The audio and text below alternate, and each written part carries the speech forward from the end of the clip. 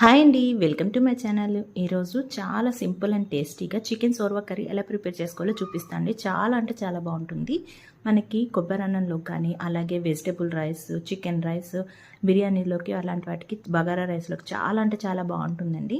ఒక్కసారి ఈ స్టైల్లో చికెన్ సోర్వా రెడీ చేసి చూడండి, చాలా బాగుంటుంది.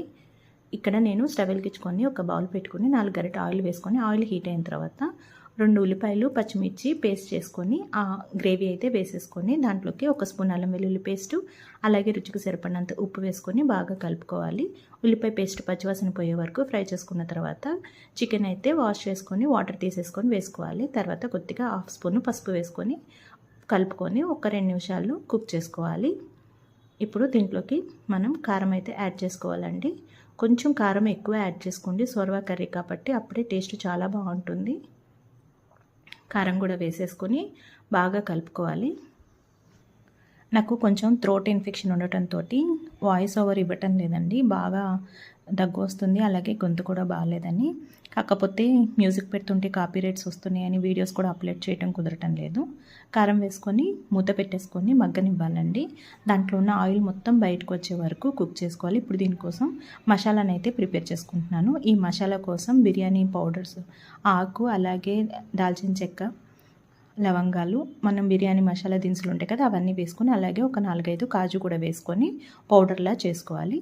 ఇక్కడ చికెన్ కుక్ అయిపోయింది చూడండి, ఆయిల్ అంతా బయటకి ఎట్లా కనిపిస్తుందో ఈ విధంగా వచ్చిన తర్వాత మనం పొడి పట్టుకున్న మసాలా పౌడర్ కూడా వేసేసుకోవాలి. వేసుకొని బాగా కలుపుకోవాలి.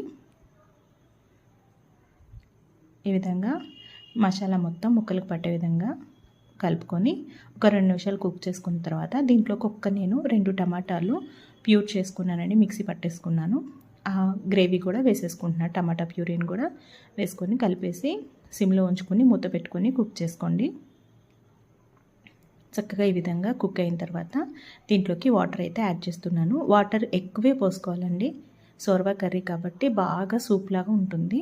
అందుకని వాటర్ ఎక్కువ యాడ్ చేసుకొని బాగా దగ్గరికి వచ్చే వరకు ఈ విధంగా మరిగే వరకు కుక్ చేసుకొని లాస్ట్ అండ్ ఫైనల్గా కొత్తిమీర చల్లుకొని మనం బిర్యానీ, బగారా రైస్, అలాగే ఏ రైస్లో కన్నా సర్వ్ చేసుకుంటే చాలా అంటే చాలా టేస్టీగా ఉంటుందండి. మీరు కూడా తప్పకుండా ట్రై చేసి ఎలా అనిపించిందో కామెంట్ అయితే చేయండి. నా వీడియో కనుక మీకు నచ్చితే ప్లీజ్ లైక్ చేయండి, షేర్ చేయండి, సబ్స్క్రైబ్ చేసుకోండి. కోకోనట్ రైస్ ఎలా ప్రిపేర్ చేసుకోవాలో ఆ వీడియో కూడా అప్లోడ్ చేశానండి, దాన్ని కూడా చూసి మీరు ట్రై చేయండి. చాలా అంటే చాలా టేస్టీగా ఉంటుంది. రెండింటి కాంబినేషన్ అయితే సూపర్ అంటే సూపర్ ఉంటుందండి. Thanks for watching.